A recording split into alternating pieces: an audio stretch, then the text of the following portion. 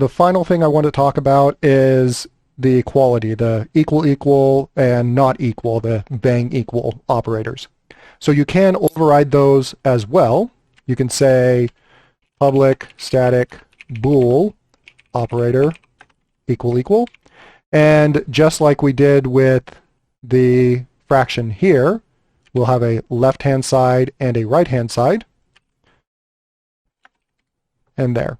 Now, the first thing that you'll notice is this is red underline, and if you hover it, it says the operator requires a matching not equal to also be defined. So we'll go ahead and do that in a second. But this operator here, well, how do we know that two fractions are equal? Well, the numerator is the same across both of them, and the denominators are the same. Now, I'm not worrying about simplifying it. You can simplify both fractions and then compare, because if you have, say, 1/3 on one side, and then you have 2/6 on the other side, well, those fractions are technically equal, but really what you do is you just simplify both of them, and then you compare them.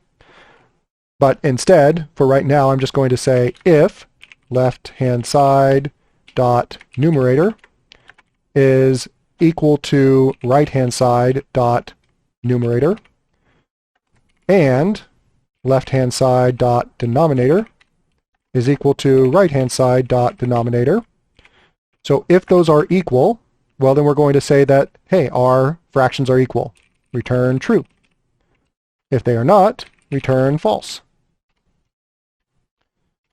So that's very, very simple. You just check the numerators on both of them and the denominators on both, and check to make sure that they are the same. If they are, return true. If one of those is different, well, then just return false. And now, since we need to have a not equal, we can do the same thing. We can say public static bool operator bang equal. And again, we want the same there. And we can go ahead and do the same thing. So we can go ahead and put this there.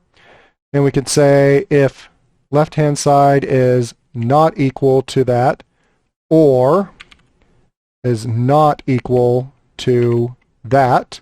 So if the numerators are different or the denominators are different, then return true.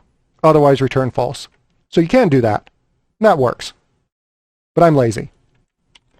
And because I'm lazy, I'm just going to return not left-hand side is equal to right-hand side.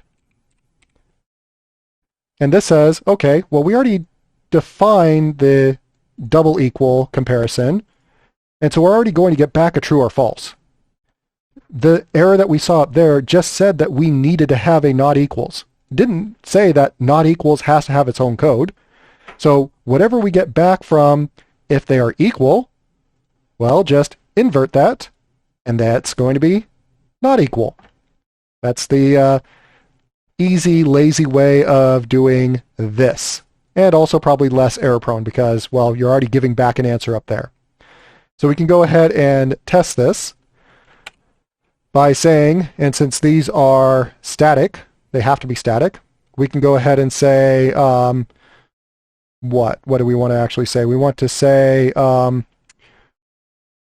fraction 3/4. And actually I can, new fraction 3/4 is equal to new fraction 5/6. And, oh, this is going to complain because we can't actually do it that way. If we already had a fraction, we could do that. I could do, I can't really do it that way. So let me go ahead and create a fraction. Fraction, I'll do 10 is equal to new fraction 3/4, and duplicate this, make this 11, and 3/5, for instance.